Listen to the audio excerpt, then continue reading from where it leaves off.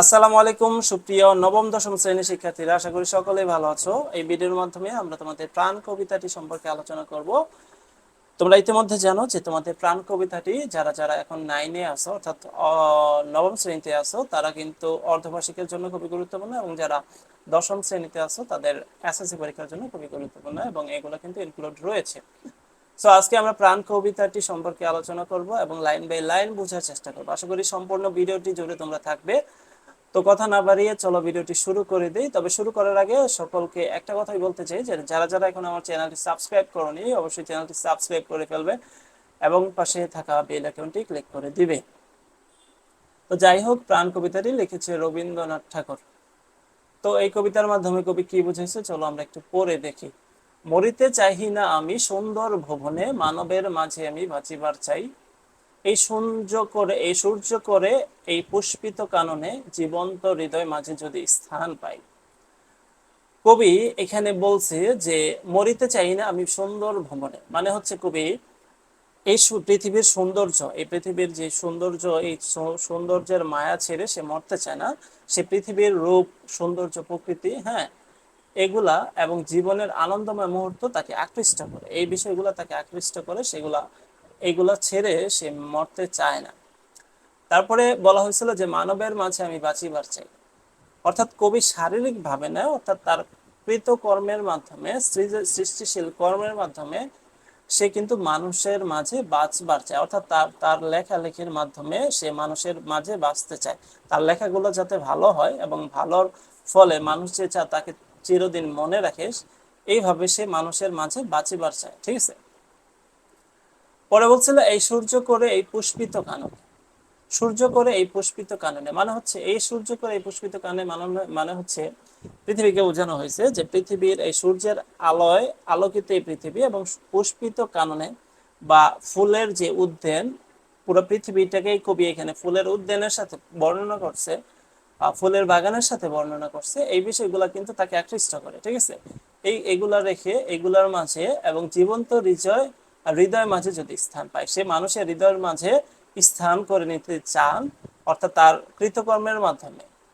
এই যে কবি চান তিনি মানুষের জীবন্ত হৃদয়ের মধ্যে স্থান পান, অর্থাৎ তার সৃজনশীলতা মানুষের মনের গভীরে স্থান করে নিক। তো এই ছিল এই চারটা লাইনের ব্যাখ্যা। ধরায় প্রাণের খেলা চিরতরঞ্চিত, বিরহ মিলন কত হাসি অশ্রুময়, মানবের সুখে দুঃখে গাথিয়া সঙ্গীত, যদি গো রচিতে পারি অমর আলয়। এই পৃথিবীতে ধরায় মানে এই পৃথিবীতে প্রাণের খেলা বলতে কত প্রাণের উত্থান পতন ঘটে, কত সুখ শান্তি আসে, কত হাসি কান্না, কত বিষয় আসে, বিরহ মিলন কত হাসি কান্না, অর্থাৎ মানুষের জীবনে সুখ দুঃখ সবকিছু আসে, আবার মানুষের সুখে দুঃখে গাথিয়া সঙ্গীত। এই যে এই বিষয়গুলো কবি চায় তার সঙ্গীতের মাধ্যমে গাথিয়া বা সঙ্গীতের মাধ্যমে লিখে রাখতে, আহ যদি গো রচিতে পারি অমর আলয়। এবং এগুলা রচনা করে বা এগুলা লিখে রেখে সে মানুষের মাঝে অমর হতে চায়। অর্থাৎ এখানে লাইনগুলো যদি ব্যাখ্যা আমরা একটু পড়ি। ধরায় প্রাণের খেলা মানে পৃথিবী হলো চিরন্তন জীবন ও প্রাণের উচ্ছলতার স্থান, যেখানে জীবনের উত্থান পতন খেলা করে। বিরহ মিলন কত হাসি অশ্রুময়, জীবন হলো বিচ্ছেদ ও মিলনের সমন্বয়, যেখানে রয়েছে আনন্দের হাসি ও দুঃখের অশ্রু। এই দ্বৈততা জীবনকে অর্থবহ করে তোলে।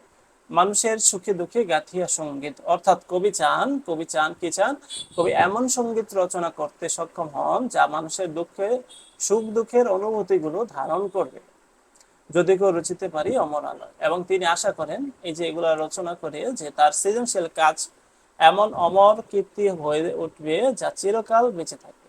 অর্থাৎ মূল কথা হচ্ছে কবি তার সৃজনশীল বা তার যে লেখার মাধ্যমে, কবিতা বা কাব্যগ্রন্থ যাই বলি, সেগুলা লেখার মাধ্যমে মানুষের মাঝে অমর হতে চান। ঠিক আছে, তারপরে কি বলতেছে, যদি এইভাবে যদি লেখালেখির মাধ্যমে সে যদি অমর হতে নাই পারেন, তখন কি করব, তা যদি না পারি তবে বাঁচি যতকাল তোমাদেরই মাঝখানে লোভী যেন ঠাই। অর্থাৎ এই লেখালেখির মাধ্যমে যদি সে মানুষদের মনে মৃত্যুর পরে যদি জায়গা করে না নিতে পারে, কবি চায় যতকাল সে বাঁচবে সে মানুষের মাঝেই বাঁচবে, মানুষের সাথেই থাকতে চায়। এখানে বলছে যদি অমর সৃষ্টির কর্ম করতে না পারেন তবুও যতদিন বেঁচে থাকবেন মানুষের মধ্যে অবস্থান করতে চান, মানুষের ভালোবাসা ও সম্মানের মাঝে তার স্থায়ী আসন চান। ঠিক আছে, তারপরে তোমরা ভুলিবে বলে সকাল বিকালে নব নব সঙ্গীতের কুসুম ফোটে।